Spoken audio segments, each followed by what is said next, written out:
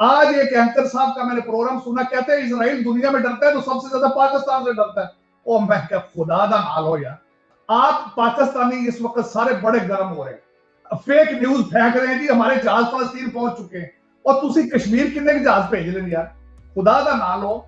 तुसी आप सुबह उठते हो दिहाड़ीवार हो, तुम्हारे लीडर भी दिहाड़ीवार हैं, खाओ पियो मौज करो, ये एवं क्यों अपनी एनर्जी वेस्ट करते हो? छोटा सा मुल्क है बिल्कुल, आप नक्शे में ढूंढे तो ढूंढने की कोशिश करनी पड़ती है, देखने की कोशिश करनी पड़ती। $7 बिलियन का असला बना के बेचा उन्होंने। 83% ड्रोन जो दुनिया में इस वक्त मिलिट्री ड्रोन वो इजराइल के बने। अब मैं दूसरी तरफ कमिटमेंट बताना चाहता हूं क्या है उनकी। जैरेड कुशनर जो हमारे डोनाल्ड ट्रंप साहब का दामाद था, वो सैबत करता था, कमिटेड यहूदी था। सैटरडे को वो ना एलिवेटर में चढ़ता था, ना किसी मशीनरी को हाथ लगाता था।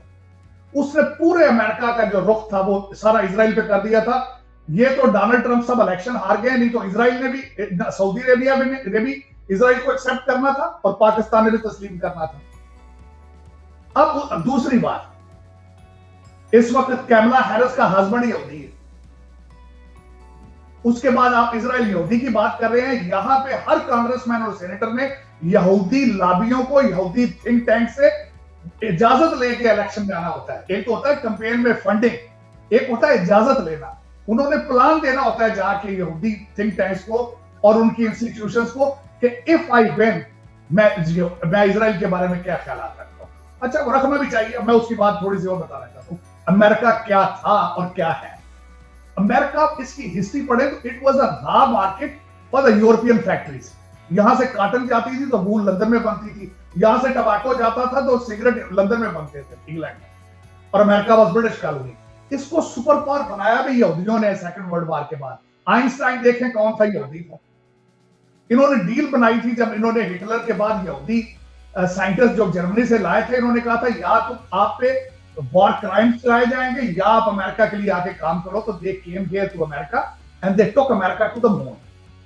अब उसके बाद जरा मैं उनकी कमिटमेंट बताना चाहूंगा आपको। आप जुकरबर्ग से पूछें इजराइल के लिए उसकी क्या फीलिंग्स।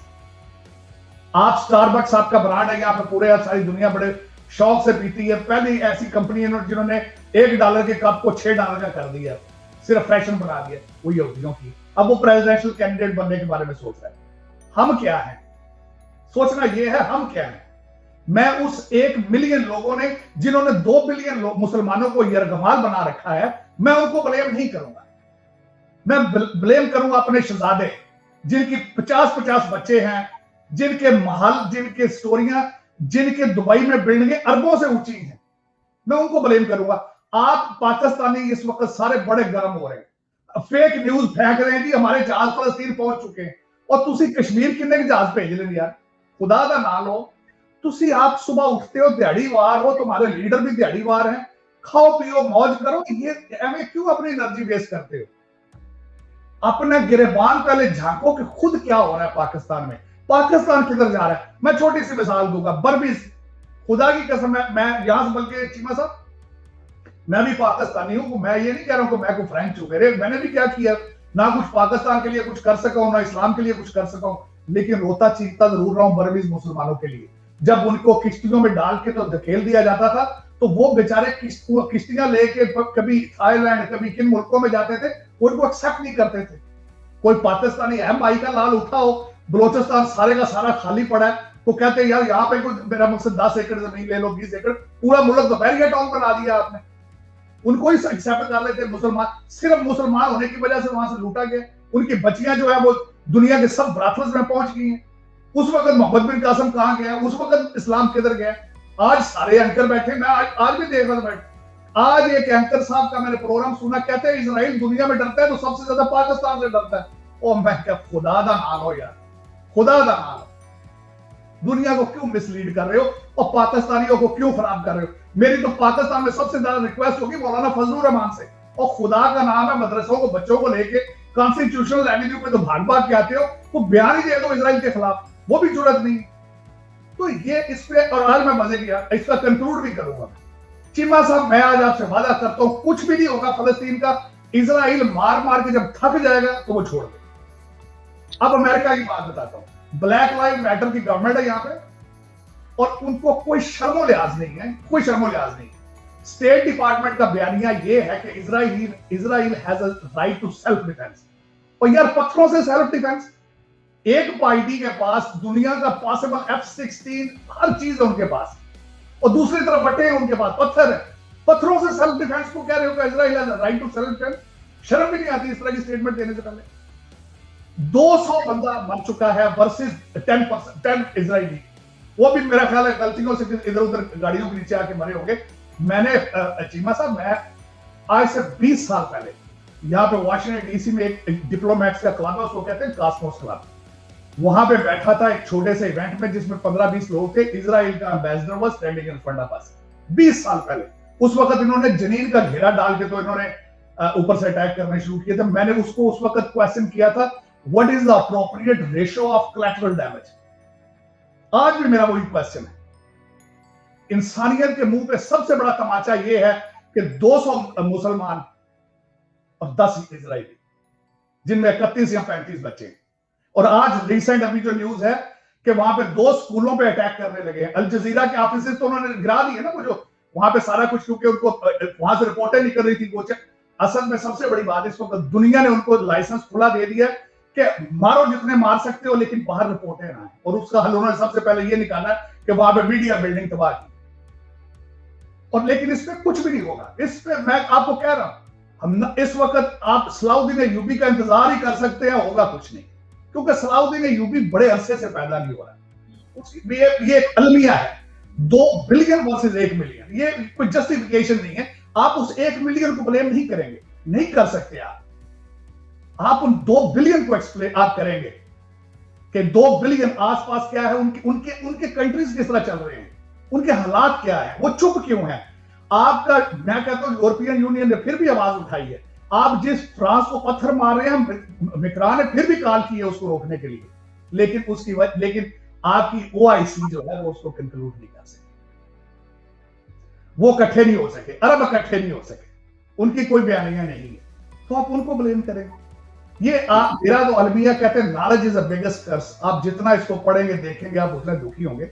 मैं सारा दिन आजकल मैंने दूसरे सारे चैनल छोड़ के 24/7 अल जजीरा देख रहा हूं, अल जजीरा, क्योंकि कोई नहीं बता रहा। CNN कोई बिल्कुल कवर नहीं कर रहा इसको, दूसरे भी कोई कवर नहीं कर रहे अमेरिका में। अल जजीरा कवर कर रहा है, BBC कुछ बोल रहा है, दूसरे सारे जो आपके आउटलेट्स हैं वो चुप करेंगे। मुझे शर्म वाली बात है कि ब्लैक लाइव मैटर वाली गवर्नमेंट अमेरिका में जो अलंबरदार है इंसानी हकूक की, उन्होंने कश्मीर को भी जस्टिफाई नहीं किया, उन्होंने बर्मा को तो देखा भी नहीं है। चाइना में मुसलमानों के लिए आवाज उठाते हैं सिर्फ इसलिए कि अपने पॉलिटिकल गेन के लिए, और आज फलस्तीन के लिए बिल्कुल उनके चुप क्या होना। उन्होंने तो ग्रीन लाइसेंस दिया इजराइल को कि मारो जितना मार सकते हो, हम नहीं इसमें इन्वॉल्व होंगे। ये वो लोग हैं जो ब्लैक लाइव मैटर की गवर्नमेंट है, जो कहते हैं कि फ्लॉयड के तुमने मुंह के ऊपर पुलिस वाले ने टांग रखी थी तो सारा दुनिया खड़ी हो गई थी। सर अभी तक खड़ी, शर्म ही नहीं आती है। 31 बच्चे मारेंगे, 279 लोग, दे आर नॉट फाइटर्स। मैं यहां जस्टिफाई नहीं करूंगा कि फलस्तीनियों को कि वो हक पे है कि नहीं हक पे, लेकिन निहत्ते मुसलमान मारे जा रहे हैं, लम्हा फिक्री है। बिल्कुल ठीक, बिल्कुल ठीक। अच्छा तार साहब ये बताइएगा कि अमेरिका के अंदर ये एक काउंसिल है, council on American Islamic relation, उन्होंने ये कहा है कि हम जो बाइडेन का जो एक ईद इवेंट है वो हम बायकॉट कर रहे हैं, क्योंकि जो अमेरिका है वो अपना गजा अटैक्स और इसराइल को डिफेंड कर रहा है। मुझे ये बताएं कि इस तरह के इवेंट बायकॉट करने से क्या कोई अमेरिका में कोई फर्क पड़ेगा, कोई जो बाइडेन एडमिनिस्ट्रेशन में फर्क पड़ेगा? ये मुसलमानों के पास कोई सलूशन भी है या ये पुरानी घिसी पिटी चीजें हैं जिसके जरिए ये बात करने की कोशिश करते हैं, ना कोई सलूशन निकलता है, ना वो जो अमेरिका में मुसलमान बैठे हैं उनके पास कोई सलूशन है, ना अरबों के पास सलूशन है?